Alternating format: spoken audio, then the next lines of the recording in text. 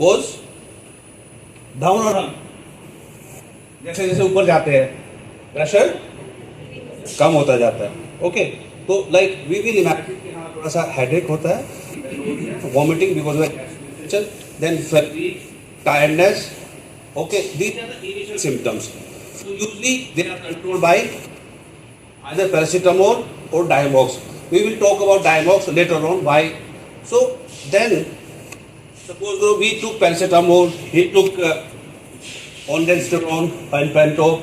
So we got all right, and then we started again ascending. Now we are at approximately 9,000. And then who was having headache? Me or you? You are not in the story. Both.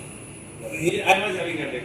Then I have very severe headache, bursting headache, not going away with paracetamol, and then I have severe vomiting.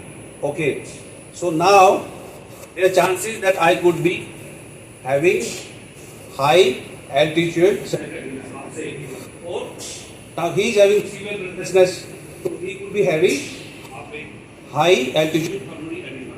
I don't know, I'm not sure which comes first, but as I have read the literature, it is high altitude HAPE, and then it is HASE, because HASE is absolutely fatal. So we have to be careful about these two entities. Okay, HASE and HAPE. So like Dr. Nalini has discussed shortness of breath. But clinically how we do that? Like we are drinking tea, but I am not able to drink. But like I am having breathlessness even while I am talking. I am not able to complete my sentences. I am not able to drink my tea or coffee, whatever. I get breathlessness. So that is the point. We must start thinking in terms of like probably we are having this high altitude pulmonary edema. So initially there will be dry cough. We know all the symptoms. But here the concern is when somebody starts showing pink frothy sputum. But before that, I think now there are facility available. Now we will find from you who are working Yamunoti and Badrinath. So how often the patient comes with pink frothy sputum? But come with breathlessness, dry cough, fever. There could be mild fever also. It's not pneumonia. Even HAPE can lead to fever. Okay, so we have to be concerned with these two, HAPE and HASE. Okay. So now, of course, these are the common. But why these two things happen? As a doctor, we should know.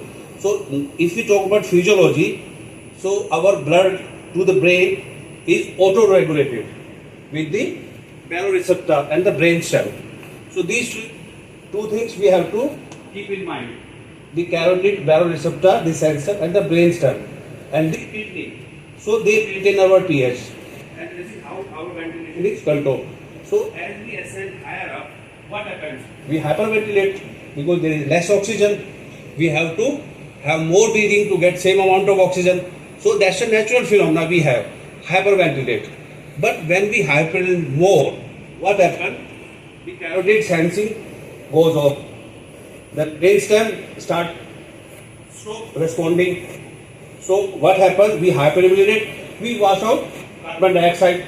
So there is what? Alkalosis. So what kidney does? It will throw away all the bicarbonate. So this is how things are maintained. But when auto-regulation is off, then the blood goes into the brain. Larger amount of blood, more than what is required. So there is an edema. So initially it is a vasogenic edema, but interstitial edema. But later on, the blood-brain barrier is also broken. And then there is the place where you have florid edema and it will fatal. So this is like